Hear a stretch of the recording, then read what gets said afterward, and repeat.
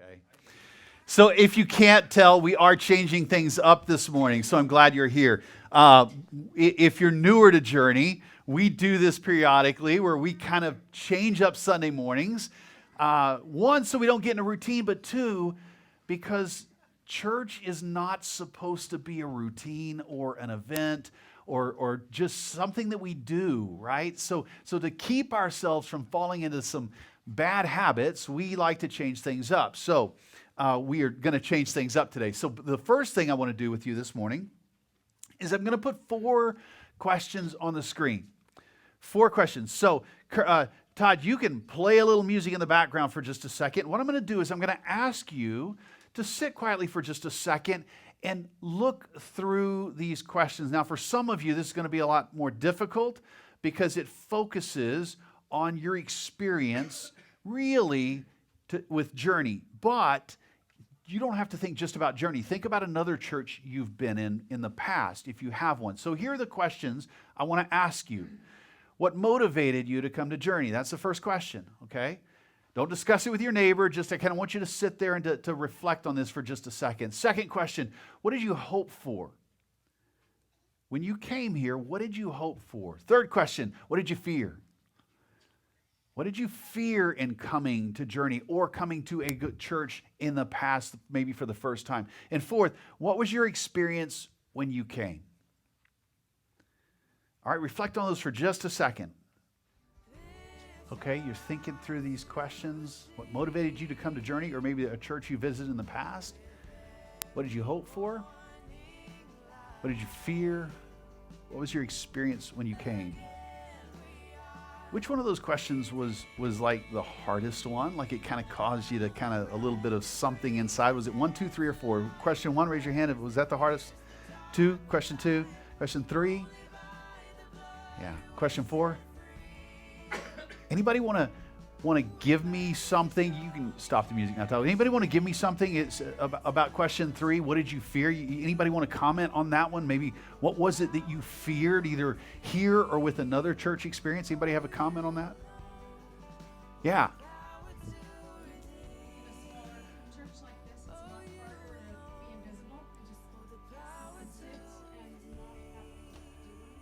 There it is. I would ask who has that fear, but I don't want to see the hands go up. I don't want to see the hands go up. That's a really good insight. That's just being brutally honest, right? In a church our size, or really almost in any church, but in a church our size especially, it's you can't hide, right? Anybody else want to comment about a fear? All right, let me tell you where we're going this morning. We've been in this series called Journey Life, on the road together, and here's our newest member coming in who lives remote. We've been on this series we started last week called Journey Life, on the road together. And what we're doing throughout the fall is we're unpacking who we are as a church, why we do church the way we do church. Last week we talked about why the way we do and think about church matters. That the way we do church and the way we think about church, we said it really, really matters because what we discovered, the predominant metaphor in the Bible is that the church is family. Now, we kind of all had our responses with that, right? Like some people, we just cringe because some of us, we don't have great family relationships. And so it kind of, when I say the word family, it starts to cause something to come up in you, right? But essentially, we were talking about a couple of different things, especially things like an event, that the church is not an event. We have services, but it's not an event. We are not just a location, right? We have to gather in a space, but that doesn't mean we are a location. We're not a product. We might produce materials. In fact, we're going to record this message this morning. We're going to put it out this afternoon, but none of this is live this morning. But we're not a product. Your life is not just a product. And it's not just an experience, even though we have experiences together. The church is a family. And we're a family because we're created by a communal God, a God who lives in community himself. So because of that, he's wired into all of us. And by the way, you don't have to be a follower of Jesus Christ for this to be true. In fact, it's true for every person who's ever walked this planet. We were created and wired to be in community. If you go and you look at all the sciences, you look at neuroscience, psychology, you look at the social sciences, you're going to discover, in fact, I was thinking about it this week, we probably know this about as maybe even more than we know about other things in the sciences. We know that we cannot do life alone. We were created to be relational people. Doesn't matter if you're a follower of Jesus or not, you were created to be in relationship. They are not optional, these relationships. There was a quote last week that I thought was fantastic, and I'll say it again, that when we come to salvation, when we come to a faith in Jesus Christ, when we become followers of Jesus Christ, that what that is not just a personal experience, it's actually a community-creating event. That your salvation brings you into relationship with God and with His people. So this is not about just a personal thing. It's why we do church the way we do church a lot of times, right? Now, we call this phase of journey, we call this around here, we call this the guest phase. This is kind of new. This is what we're talking about this fall, this kind of this pathway of what it means to be a part of this church. And this guest phase is where we always want to welcome people in. We want people to be able to come in here and sit and relax. We don't have big expectations, not because we don't believe people should just get off the hook, but because we're just meeting each other, right? You need time. When you meet somebody new, you need time to figure out how that relationship's going to go. And people need time when they're guests in a church, when they're just coming into the church, to sit back, relax, and for the family to just simply be happy that they're there. This is what we strive for. Time, giving people time to observe the family, discover who we are and what we do, the way we do church together. That's what we want to do in this guest phase. This is why we're talking about this. That this doesn't guarantee that somebody comes in and they're going to believe exactly the same thing we believe, or they may even decide this family is not for them. But the thing is, we have to give each other the grace to come in and to sit and relax and to just experience who we are as a church. This is also why we tell people when they're guests, say, hey, come on back a couple of times, because you don't know somebody after the first time very well, right? It takes some time. It's why we do things like we're doing this morning, why we don't want you to just attend. We mix things up. We make you answer questions, and we talk about it together, which is probably radically different than maybe what you've experienced in the past. But this is part of why we do things this way. So today I want to move us a little step further down the road, and we're going to talk about why the way we welcome people matters. Why does it matter how we welcome somebody in, especially a guest who returns? When somebody returns, I want you to think about it this way. If you meet somebody for the first time, I don't know, maybe you met somebody out at the grocery store, you met somebody in a local place where you were hanging out with some friends, a coffee shop. That was a great experience. But you did something to up the relationship, kind of take things to the next level. What did you? You might have invited them back out together. You might have invited them to go to coffee again. You might have invited them to come over for dinner or something. A guest that returns around Journey, we're gonna call that the explorer phase. This is where people get to come in and kind of up the conversation.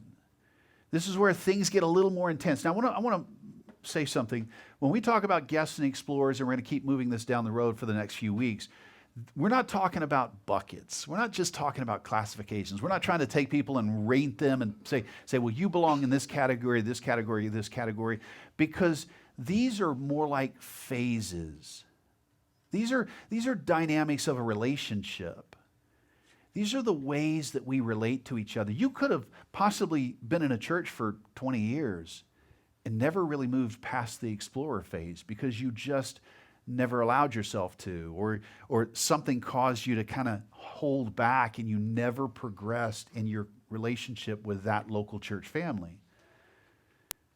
But when you get to the explorer phase around Journey, here's what we like to think about in this phase, This is really that come and see phase. You remember the John series, we talked about Jesus was always in the book of John saying, come and see. And he'd reveal himself, right? The bread of life, the light of the world. There were all of these ways that he was revealing himself to the world. And this explorer phase is really where we invite people to come explore who we are as a church family. This is where we want to ask questions of each other. This is where we're going to, over the next couple of months, we're going to start building some teams. And some of you are really, really good. And this is going to excite you. We're going to give you a chance to be part of teams that maybe you want to take a new guest out to, a new explorer out to lunch or to dinner and sit and listen to their story and maybe answer some questions for them. Have a meal together. Begin to get to know each other better.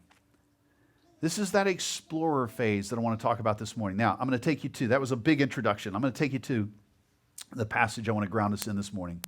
This is Matthew 25. Don't turn there just yet.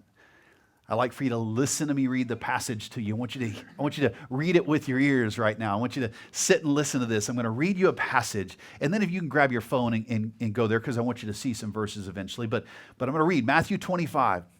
Jesus is talking about something that's going to happen out in the future. Here's what he says.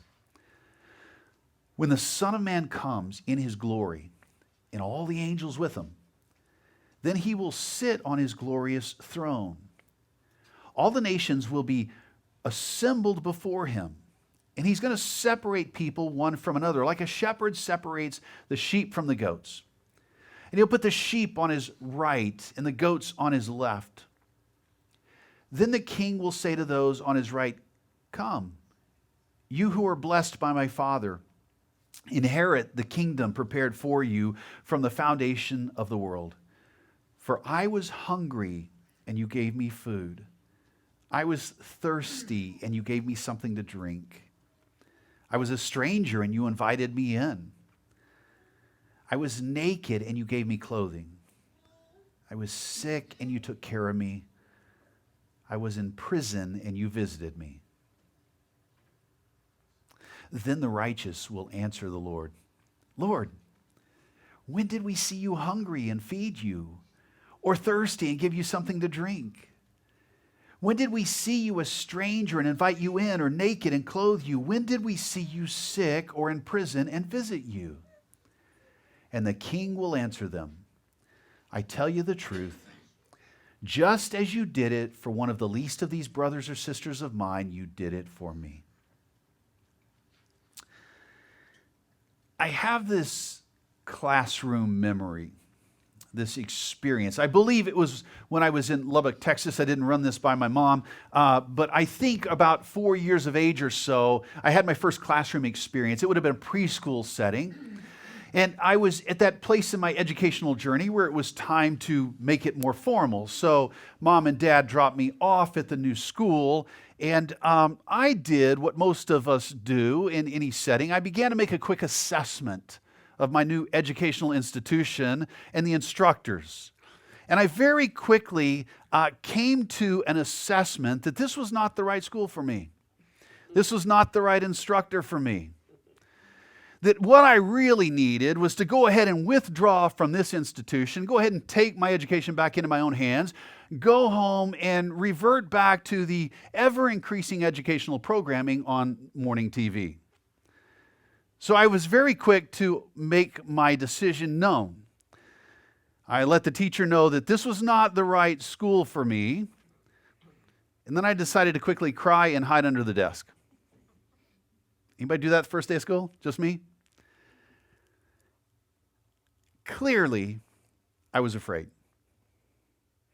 Clearly, it was one of those moments where that new environment and those new faces created some fear, created some tension for me, made me afraid. And here's the funny thing, I don't really remember anything else about that school. Don't remember a thing about it. Don't remember a thing about that teacher. Don't remember much more about that day, really.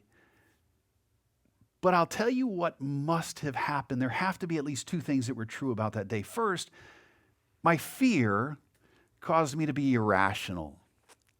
You ever experience that where you become afraid about something, you become irrational, you become insecure in a setting, and then all of a sudden your mind starts to tell you things that are not true, and you know they're not true, but your mind starts to tell you, and when your mind tells you, you know what happens next? Your body starts to react. That must have been true that day for me. But there's a second thing that has to be true, and I have no tangible memory of this. But that teacher must have found a way to ease my fears. That teacher had to have done something because I don't have any trauma past that point. That trauma didn't go with me. In fact, I was the one who liked going to school. The first day of school was good for me. My wife has a totally different story. I asked her about it. She hated the first day of school every year. I loved school. I'm still trying to figure out how to be a lifetime student and get paid for it. Like I enjoyed school. So something had to have happened. And I can't even tell you what it is, but she made that environment safe somehow. She took away the fears somehow. And I can't tell you, but it had to have happened because otherwise the trauma would have continued for me. Church families are like classrooms that way. I think church families are like classrooms in that it's important that we're able to provide a safe place for relationships to grow. We've got to be able to provide that safe place where as people come in and the people who are here are able to grow with each other and with God. Because if there's fear, if there's insecurity, what's going to happen? Your mind's going to run away with you. You're never going to feel at ease. You're never going to feel peaceful. It's why you don't have certain friends in your life right now, right? Friends that you deemed were not safe, that didn't allow you to be yourself or be safe in an environment, and it threatened you, and so you couldn't handle being around them. I keep saying this. I just think that most of our churches, and most of us, if we probably did a survey this morning in our church experiences, we have focused so much on information instead of relationships that it's made it easy to just come in and hide. So when Julie said a while ago, that your greatest fear in sometimes walking into a church, especially a church like ours, is that you can't hide. Imagine what that is when we do more than just give you information. Like we're not asking you just to come sit all the time. In a few minutes, I'm going to bring some people up. We're going to have some conversations, and I'm going to try to hopefully help you engage this conversation through their conversation. But the reality is, most of us, our experience with churches has been all around the information. That the things you know, like your theology, the things you know, like the way you're supposed to behave, the things you know, like the way you're supposed to think, become more important than the relationships. And listen to me, information is not unimportant. But the invitation in our faith, the very first invitation, is to walk in relationship with God. So many times, we'd rather just have somebody tell me what to do. Tell me what to do. Just tell me what to do in this situation. Tell me what to do when I'm here. Tell me what to do when I'm in this situation at work. And it just becomes information. But formation, your life being different, formation by information does not work. Let me say it again. Formation by information alone does not work. It just doesn't work. Chuck Colson tells this great story in his Worldview book about talking to an international leader of a country. And he's trying to help this man understand that just knowing things is not what Christianity is about. And he finds this really creative way because the man, this is over 20, 30 years ago, the man was a heavy smoker. And so Colson looked at him and to make his point said, cigarettes are bad. And the leader was like, well, yes, that's what they say. And Colson said, see, but you continue to smoke. The information alone doesn't always change our behavior. The information alone just doesn't always get into our hearts and transform who we are from the inside out. In my 18 years of youth ministry, I always told parents, teenagers don't care how much you know until they know how much you care. Transformation comes through relationship, and that's why this family piece is so important. That's why this explorer phase is so important. This is where we begin to discover things about each other. This is where we begin to ask the questions. We begin to be in relationship, and our character begins to change. So let's go back to the passage for a second. If you look in your Bible, I don't know what your Bible says, they're all different, but most Bibles, they all have verse numbers now, and of course that was added after the fact, but along with that, they also have a lot of times headings. So there'll be a series of verses, and the author or the publishers will decide, well, this passage really is about this heading. My heading on Matthew 25, starting in verse 31, says judgment. This is where it gets really, really interesting. Because the passage does have judgment in it, but this week I was noticing that when you read the heading, it kind of gets my mind thinking about judgment more than the rest of the passage. It hijacks me. Anybody, when I say judgment, raise your hand if that's like a positive word for you. Is that a positive word? Yeah, I'm not saying that there's no judgment in the passage. Understand what I'm saying. I'm saying that we can sometimes, our understanding of the scriptures gets hijacked even from the words that are in the Bible. The title starts to shape my thoughts. Just like when we talk about family, and your experience with family tends to shape your thoughts about church family. This is a story that has judgment in it, but it's a story about the freedom and the love we can experience in the family of Christ. See, it's there. It's just the judgment thing, I think, takes over everything else. It's a passage where the family is invited to be known as a welcoming body. That we're invited to be known for the way we love other people. But you and I both know that right now, in a public setting, the church at large is not known for that. We're known for what? Being hypocritical, being judgmental, being condemning, being negative. And in some ways, it might be because of the headings, the things we choose to make the most important thing in our church. Matthew 25, verse 31. I'll put it on the screen, but I want you to read it. When the Son of Man comes in his glory and all the angels with him, then he'll sit on his glorious throne. And all the nations will be assembled before him. So clearly this is an end-time piece. There's a transition going on here to the next eternal kingdom. They're going to be gathered, and he will separate people one from another, like a shepherd separates the sheep from the goat. We talked about this earlier this year. Shepherds wouldn't let sheep and goats graze in the same places because of the way they graze. They will destroy the land. The goats will eat and not allow the sheep to eat. So there's a reason that the shepherds separate them. He says, well, at the end of the age, the sheep and the goats are going to be separated again, and the sheep are the people of God, the family of God. And he'll put the sheep on his right, and he'll put the goats on his left. I want you to notice, first off, who's doing the dividing here? Who's doing the separating? The shepherd. The good shepherd, Jesus, is doing this dividing piece. Whatever judgment is happening in this passage is not among the sheep and the goats.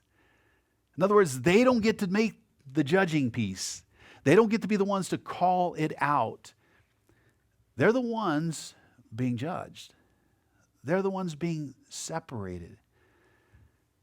it doesn't mean that as a follower of Jesus Christ, you're never supposed to judge something. There's some people who say that this means you're never supposed to judge. In fact, earlier in Matthew 7, Jesus says, judge not. But I love Matthew 7 because he adds in there, he goes, why do you see the speck in your brother's eyes but fail to see the beam of wood in your own? When Jesus says judge not, he's talking about this moral issues of the heart judgment. He's not talking about having to discern. If you're in a bad relationship, if there's abuse going on, there's a discernment that needs to happen. You need to stop being a part of that. This is not saying you'll never make a judgment call. But the invitation for us as the family is not to judge at this eternal level. Not to judge people, condemn people, because you don't know the heart, you don't know the walk, you don't know what they've been through. You don't know all the places they've been.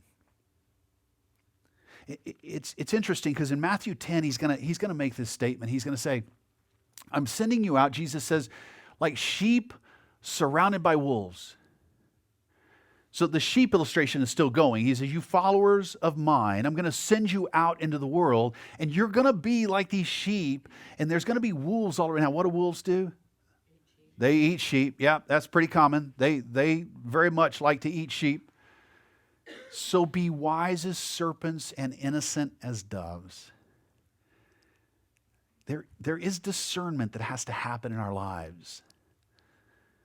There is this level of judging things and situations and circumstances that has to happen in our lives. But look what he says, beware of people because they will hand you over to councils and flog you in their synagogues. Wisdom is needed to make decisions. We have to discern. And as the further we walk down this road, we're going to discover that the family is together so we can discern together. I recently read a seminary, Bible college professor who made the statement that so much of the counseling and therapy that's going on in our culture today, the root of it is that we don't do life together. That we're doing life on our own alone, and because of that, the weight of it is crushing us. We're making decisions without a circle of family around us. And that weight is crushing us.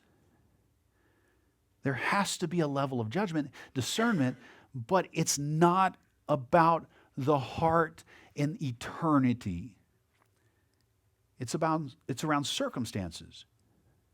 What's wise? And we discern together so that we don't hurt other people, because you never know when you'll hurt a sheep instead of a goat, right? And you don't want to hurt either one. I want you to notice that when he says beware of people, what he says. They're going to hand you over to councils and they'll flog you where? In the synagogues. That was their church. That was their place of worship. That was where their family was supposed to gather. The Hebrews were supposed to gather. This was their family. And I want you to notice, this is not a safe place. The followers of Christ are not safe in these settings where people don't follow Christ. It requires discernment. But it's also why this family is so important. Listen up. He's going to give us some ways now that we as a church should operate. And I want you to listen for this word, either gave or what happens, what they receive in this passage, starting in verse 40. No, I'm going to start in verse 34, and I want you to listen. I don't want you to see it on the screen this time. The king is going to say to those on his right, come, you who are blessed by my Father, inherit the kingdom prepared for you from the foundation of the world. Now listen, for I was hungry, and you gave me food. I was thirsty, and you gave me something to drink.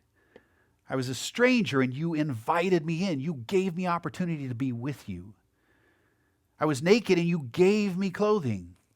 I was sick, and you took care of me. You gave me care. You gave me time. I was in prison, and you visited me.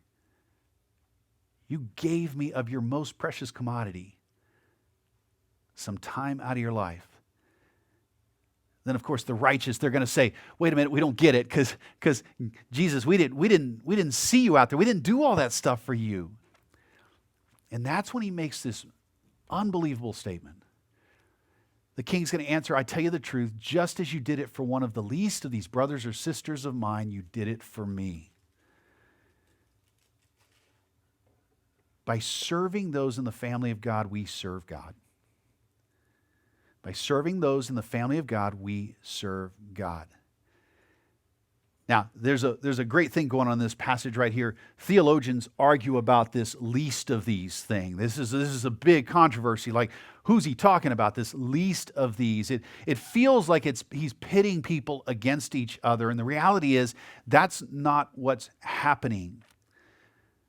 The least is in comparison with the king. This is not a sheep and a goats. He's not calling the goats least or the sheep least only. He said, when you gather as the family of God, you gather around who? The king himself. And he is the king and we are not. And while as a family gathers, the least is all of us. There's nothing in here that's classifying you as better than somebody else or somebody else better than you. This is all about who we gather around. The Father makes us the family. He is the greatest. We are the least. And when we gather, we keep that in mind because that's how we learn to do relationship with each other. By understanding that we're all on the same level. We may have different experiences in our lives. We may have come through different things, different trauma, different pains. Mine may be different than yours, and that's okay. But we are all the least. And we all need to be loved by the family. And it's interesting, as I was thinking about this week, I had this thought, what makes it hard to include somebody in your family? What makes it hard to not judge somebody else? And I wrote a couple things down. I'm gonna. You can add to this. In fact, I thought about opening this up, but I'm just gonna let you take this with you. I think some things as a church family that make it hard is, one, we all come guarded. We all come with our own past experiences and past pain. And that makes it really difficult. Because you walk into a room and you start what? You start judging. Judging in a way you're not supposed to judge. Stop. You don't know that person's experience. You haven't been invited into something illegal with that person. So there's no discernment needed there. The question is, have you gotten to know them? Have you explored each other's faith? Have you explored the family of God together? Something else that gets in the way, I think, is selfishness. There's no doubt we live in this consumeristic culture, right? So selfishness is personal time. I deserve my time. I don't want to give you more time. I'm too busy in my life. It keeps us from developing this family. Pride. Not seeing ourselves with the perspective that God sees us. Isn't it funny how you look at somebody else and you think, man, their life's a wreck. And then one day you wake up to the fact that your life's just as messy. The old speck in my eye, log in his kind of a thing. Log in my eye, speck in his. We get it all mixed up. And we make these judgments. Exclusivity. This is huge today. All around us, exclusivity.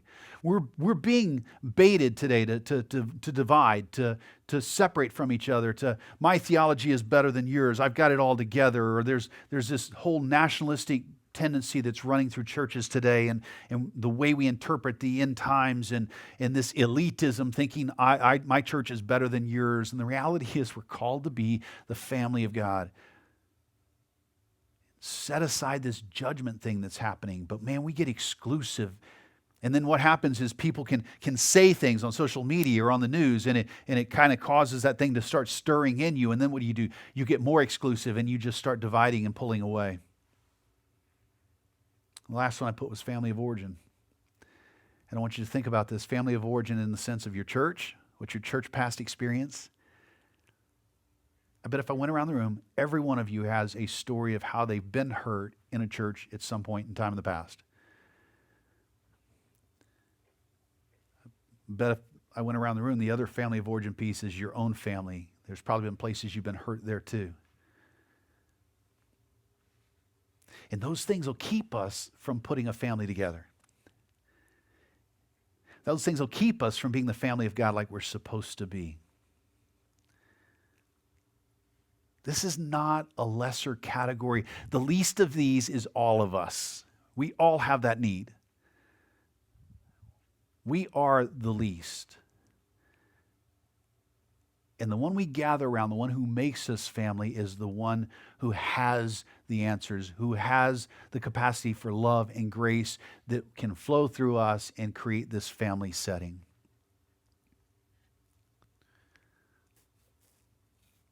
Here's what I know. Church should be a safe place. Church should be a safe place. This should be the place that you can walk in and not hide everything that's going on in your life. This should be the place that no matter what happened at home, no matter the fights you've been in this week, no matter what's going on at work, no matter what you stumbled into, no matter how many laws you broke, this should be the place that it's safe to be. It doesn't mean that what you did is okay, but it means that it should be the place where we can support each other and restore each other. And that restoration, listen, sometimes restoration comes with punishment. It comes with consequences. But restoration should always involve relationship with a family. This should be a safe place. And here's what I know. Sheep take time to make that safe space for others. Sheep take time. We pay attention. We welcome. We ask questions. We explore relationships. We make sacrifices. That's what sheep do. Now, part of this conversation this morning, we wanted to do something to kind of explore some of those questions. So I want to get Heidi and Christian to come on up here because I asked them to jump in on this, and I really appreciate the willingness. I will tell you that Mary was supposed to be here with us this morning, but her whole family is under the weather, and so she said that would not be healthy, and I said, that's fine, we get it. We don't want to be sick. Come on up on stage. I got each of you a mic. Everybody can breathe, relax. Yeah, hi. Say hi. Testing. It's Hi. family. It's family. Just think of it as family. So what I asked them to do was take the 4 questions that we talked about a while ago, because you sat there and you kind of evaluated in yourself, where you come from, what you've been through, their experiences. But it's fun to hear other people's experiences. And you guys were gracious and willing to share your experience.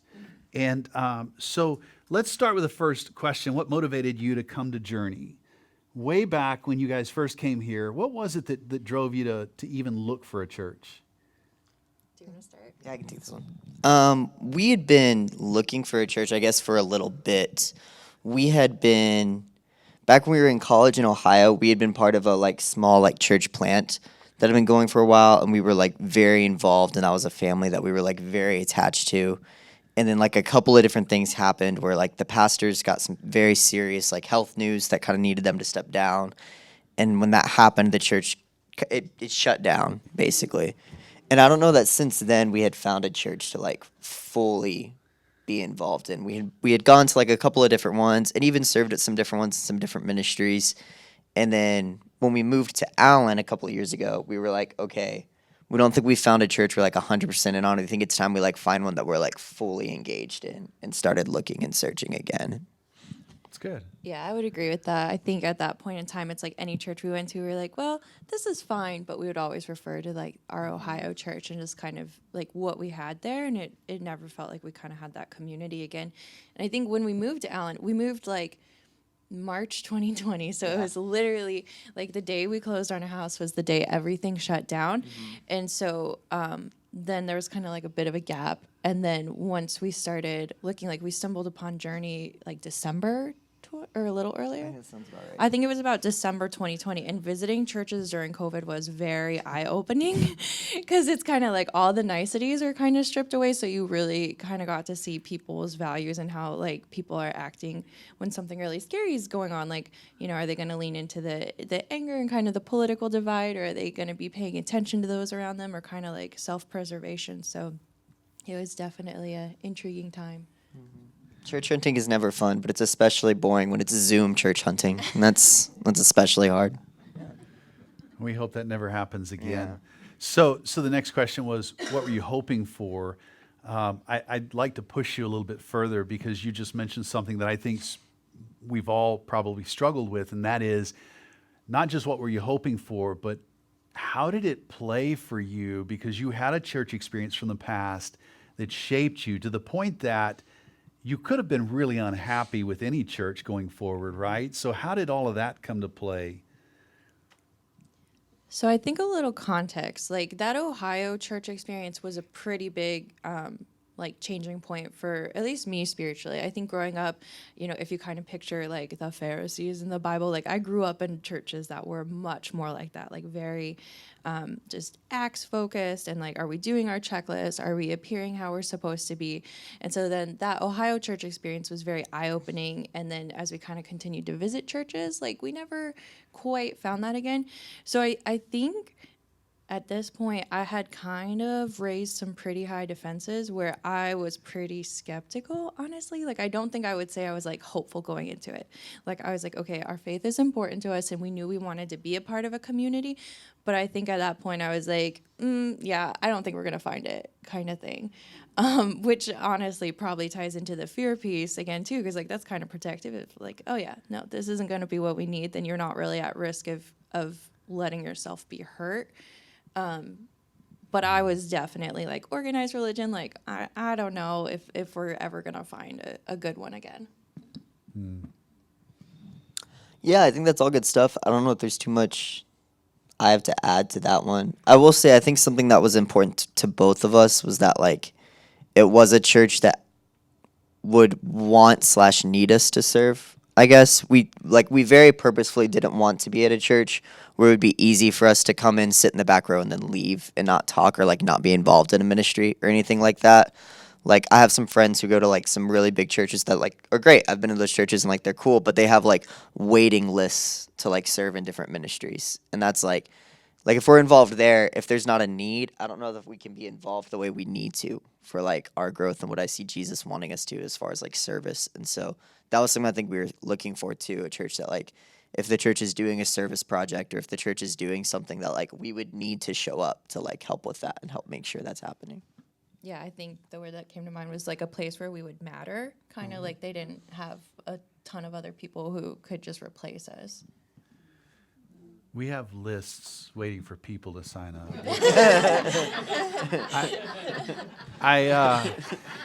We walked into that one. Sorry. You got to know what you're getting with me. I want you to pay attention to what they just said, because the importance of connecting relationally first. How many times in the scriptures do you see Jesus? He kept walking into these circles, and people who were far from him were the ones who were gathering around him. Now, at some point in time, they had to make some decisions, right? He would teach, and they would discover some things, and then they had to decide what they were going to do with that relationship. But we are created for relationship. It's got to be the first thing. And some of us, it's just when somebody walks through the door, it's so easy. And it is easy in a small church. And I have been a pastor on staff of a very large church and very small churches. And I will tell you, both have their issues. But in that large church, when somebody walks in to hide, it's a disservice to the family. We were not created to hide. We were created to be in relationship. So I appreciate you guys saying that. That's really important. Pay attention to what they're saying there, because that matters. You being here on a Sunday, again, it's not about you're checking a box and, oh, God's so happy that I just attended. It's about was there somebody I was supposed to be with today? Somebody who needed my relationship. Maybe there's a relationship I needed that day. I needed that. So once you got here, and this is, you got to think back a couple years. Can you remember what your initial experience was? Those first few weeks, months? I remember like just the warmth and friendliness was still there because again, this was COVID time. So a lot of times that was very like everyone was kind of afraid of being around anyone else. And my memory, like I can't remember specifically like who all greeted us, but I know like I felt like we were greeted and acknowledged and like people knew we were a new visitor. Because sometimes you go to a church and they're like you look like maybe you've been here before. Like we'll just assume you're you know what you're doing. And I remember you came up and introduced yourself and actually took us out to lunch after.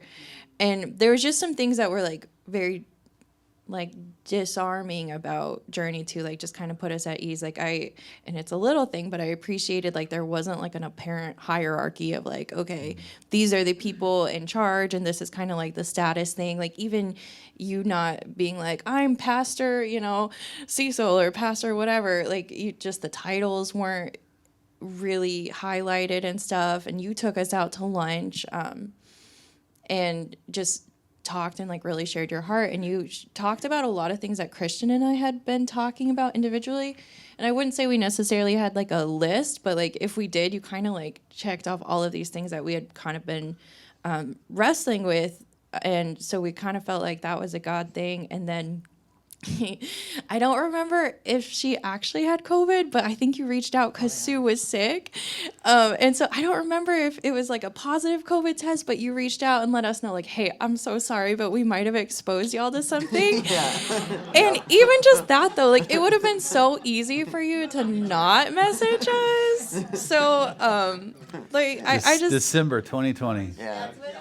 Yeah, it was. Exactly. The honesty of, hey, sorry, we might have given you COVID. Like, but there was you caring about like our well-being, and we were so new. Like it could have been like, oh, we'll just let them think they got exposed somewhere else if they get sick, and they'll never know. So I should have thought of that. Yeah. It's true.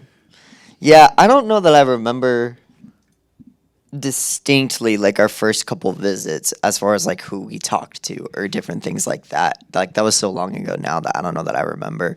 But if I'm gonna plug your community piece, what I do remember, right? Like I do know in that first month when we were in that explore phase, like I do remember different people taking us out. Right? Like if I'm gonna give shout outs, I do remember Jeannie and Jason taking us out pretty early on. I do remember Bill and Julie pretty early on taking us out. And so like even if I don't necessarily remember the sermons or the specific people I talked to at church in that first month, I do remember those things from that first month. Like I remember having those conversations with people, and I remember us discussing those things. Even like now I can still remember that. Like I remember it was early on, and so like that made an impact, and like it's still, I remember that. And I would add, I feel like my skepticism was like, okay, at a certain point it's gonna fizzle out. And I don't really feel like it's fizzled out. Like I still feel like people pour into us a lot. And, we've gone through some big changes during our time here. Like we had Gwen. And so like through all that, like pregnancy and adjusting to her and everything, I still feel like as we've been going, like each new stage of life, it feels like everyone's still meeting us there. It's not like, okay, like they're officially in Journey. They're giving us money. Like we can kind of put them on the back burner, Everybody's very patient with our little dinosaur baby running around, which we appreciate. This is wild. We love babies at Journey. We don't care. I just wanted you to hear some different stories today, and theirs is very unique because of not just when they came, but even some of their background. And if you haven't had the chance to talk to them, make sure you talk to them. I know Christian's church experience growing up is radically different, or somewhat pretty different than yours, Heidi. And she mentioned that, and some of us have that in our mix. And so for Heidi, for me, to hear Heidi say she could walk in here and feel welcomed and her skepticism, dropped away, I just think that's fantastic. It says a lot to you guys and to the kind of church we're striving to be. So that makes me excited. I appreciate that. Thank you guys for sharing. Hey, give them some applause for coming up here today. Debbie's going to come up next, and she's rushing up here. So while she's rushing up here, I'm going to read something. Because Mary was supposed to be here this morning, and she sent me some comments. And there was one thing Mary said that I wanted to pick up and read to everybody. So if you don't know Mary Brunson, if you've been here before, she's typically our violin player on stage. Her husband sits over here behind these really cool drums. And they came several years back when we were still, and Valen, their son, plays percussion on the front row, and he's very good. At 4, he's better than I was ever. But they came to Journey back when we were still in schools, portable, moving around. And here's something Mary wrote. She said, being at Journey has really been so good. There's so many people I know I can pray with, cry with, and confide in and trust. To quickly share one experience I had, at some point, I stopped attending Journey. I was grappling with some questions about my faith. I had some trauma in my background, and that certainly affected how I viewed God and the scriptures. After a period of several months without attending, I went to Journey for the Thanksgiving meal that we were having one Thanksgiving. She said it was amazing. Gary was with her, and Julie Baker approached me. And Julie Baker approached and said, hey, the ladies were interested in arranging a baby shower. They had just gotten pregnant in my honor. I was so touched by the fact that people were thinking about me, even though I wasn't attending church at that time, that I decided to start attending again. And she hasn't stopped attending since then. Lots of questions. So, where would you start in this conversation? About my journey with Journey? Yeah, what motivated you? Oh, I met Sue in, I think it was May of 2019. So we were pre-COVID. And we had moved in March to Plano, from Dallas to Plano. And so in that transition, we had decided that we needed to go to a church that was closer to our new house.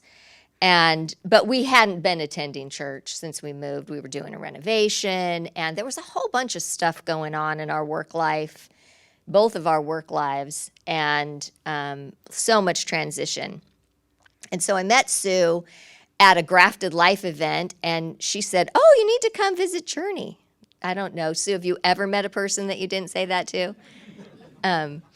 Wait. So to be fair to this whole conversation, because I had a response to that invitation. Normally, when my wife invites people, I'm really excited. If you don't know, Kurt's dad was the president of the seminary I graduated from. So when Sue comes home and says, I invited Kurt and Debbie to come to church, I said, what the heck? But I didn't use heck. I said, what are you doing to me? So that's a little setup behind our initial conversation. Yeah. So I think at that time, I think Kurt and I had a conversation. It was like we weren't going to church, but I didn't feel in any way like I was at a place to like make a decision about a church. But we just both wanted to attend church. Like maybe like you should be able to go and just hang out with a family for a while, but not get married. And so we said, let's do that. And we got our compadres, the Duffins, to join us in that. And so we came, and it was very friendly. It was bigger then in 2019. We were so bigger. yeah, it was bigger. So it was a little different experience than what we're experiencing today. But I remember saying, I think it was like maybe the second week we came or something. I don't know if I told Sue or if I told both of you, but I said, look, don't expect anything. I was a little bit the opposite of what Christian and Heidi were, where they're like, we wanted somewhere we were needed. And I wanted somewhere I wasn't needed. I didn't want to be needed here. I wanted to just go and hang out, kind of, I didn't probably sit in the back row, but it was more like sit in the back row. I just wanted to be present in church, but I didn't want to have to do anything. And I didn't want you to feel like, after 3 or 4 weeks, we were going to make a decision about whether we were going to be permanent members here or not. And so ironically, did we ever really make a decision? It was like there was like a big sucking motion, big sucking thing. But so we came probably Stay sometime around long enough. sometime in the first part of June. And within the first couple weeks we were here, you said, "Hey, I'm going on vacation at the end of July. Could you teach while I'm gone?" And I'm like, ugh. I don't know if I said yeah. That was a very new experience for me as a woman to come into a church and the pastor, after a few weeks, would ask me to fill the pulpit. Not an experience that I'd ever had before. So that was new. But for me, what happened, and God, orchestrates this stuff. There was safety in the coming here, and I was going to need that in a way I didn't know. So my coming here was, for me, a place to fall apart. Because at the end of July, right about that time when I was supposed to do pulpit fill, I had a kind of a personal crash from a bunch of stuff that had happened in my life that I hadn't processed yet. And so really fell into a deep anxiety hole. And so that week I preached. I don't know, it was only the Holy Spirit that really got me through that talk. Because there was a ton of anxiety coming. And then I talked, and then it was like, yeah. But, at that time, we were doing this big family trip to Disneyland. I didn't go because I just had way too much anxiety to get on an airplane. So the first few months of, my attendance here was just, checking out if it really was a safe place. I've been a person that's been in ministry and in ministry leadership.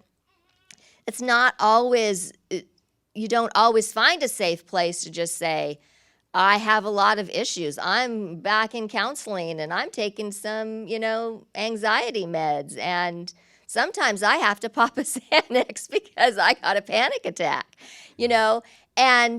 and this became a place where I could be real like that. And that was probably a lot of what caused us to know this was family and we should join it. I think the thing I want to emphasize is it's taken years for Journey to get to this place, for somebody to be able to sit on stage and admit that kind of stuff. This is what we've always desired. We do our best, leaders around here, to model it, but until people feel really safe, it's hard to admit, I had a panic attack. And I think Debbie is a bit of an introvert, so I always love when she shares her story because I think it shocks people to hear the authenticity and the realness that maybe you didn't know about. So I hope that helps you as you wrestle with your journey and being a part of the family, and also understand that for everyone who was able to come around Debbie and continue to welcome and not, you create that safe space and not force them to want to throw up their hands and run away. Thank you for that, because it's helped us continue to build family around here. I appreciate that. You basically hit all of those questions at once, which is what I figured you would do. So is there anything else you want to add? Coming off of this Explore conversation, by the way, Debbie and I weekly have a meeting where we just talk for an hour about sermons and moving forward and the things we're talking about in here on Sunday mornings. And I value Debbie's friendship so much. She is not, I didn't just invite somebody to come in off the streets and teach, okay? Yeah, we should probably say that. Yeah, she has her spiritual formation, her master's from Talbot Seminary. And I was so blown away with the depth of her wisdom and understanding in the things that I've been longing for in church that she had a grasp on. My master's was just a little bit different than hers in pastoral ministries and theology. And she brought something to the table that I just can't. God has blessed us beyond measure. And so I'm thankful for that. Plus her husband kicks on the bass, so that's really good too. But is there anything else you would add to this Explorer conversation real quick this morning as we've been processing it and thinking about it? I think the idea of welcoming people is, we're going to be friendly. We're going to see, but we just don't know the deeper things people are bringing when they walk through the door. And so how do we create an environment where it's okay to be where you are? I mean, you can just see just through two stories that it's two different experiences. You're going to look at Heidi and Christian, you're not going to know what their past is. And you may have, somebody comes in, they've been in church their whole life, they're in ministry, but you don't know. You don't know where God has them and where they are in their journey. So this is just why it's important for us to create this environment that's welcoming and warm and safe for people to be, even if they're not going to choose us long term. Yeah, even if they don't believe the exact same theology that we believe. I think, again, when people hear me say that, my background is to kind of tense up if she said that to me 20 years ago, I'd have been really a little nervous. But I think I understand it better today. That I'm not saying beliefs in theology are bad or wrong. Man, I'm a theologian at heart. I'm not saying information is bad. It's necessary. But none of this works if it doesn't come in context of relationship. And that's the piece we've been missing, I think, from the American church for a very long time. And I think COVID proved it. When 60% of our congregation, and we were the norm, okay? Every other church, my old church lost 60% too. They're recovering, but I'm telling you, 60% of people that go to a local family church decide not to return, and they're not going anywhere else. That tells you that something was drastically wrong. And perhaps this relational piece is one of the biggest parts of it. So, anything else? Say thank you to Debbie this morning. I appreciate her being willing to tell her story. I want to leave you with something, okay? So I'm not preaching again. I'm going to leave you with this. A church family is to provide a safe space for relationships to grow. Church family is to provide a safe space for relationships to grow. One more time. A church family is to provide a safe space for relationships to grow. We, the sheep, have got to take the time to make the space. It's going to take effort. It's going to take energy. It's going to push you beyond your boundaries a little bit. Not everybody is an extrovert like my wife and I. We invite everybody to come along. It's just what we do. But it's okay, because God has a place for you too in that whole process, and it's helping us create this safe space.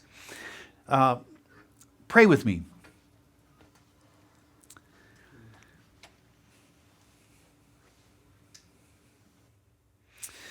Father, last week was heavy because we started to look into this metaphor of the church being a family, and at the same time we have lost and had lost that was our first gathering back when we lost our dear friend Phyllis. When you took her to that next place in life. And it was real heavy, but this week, as we continue to share some of us the stories about her life and how this was her family, I'm encouraged. As I listen to your family, your people tell these stories and just express how good it is when your people come together and begin to become family. That there's healing in that, there's restoration in that, there's growth in that. And it's not always easy, and it's not always fun, and there's going to be bumps along the way. And yes, there's even going to be crisis moments where we disagree with each other. But that's okay.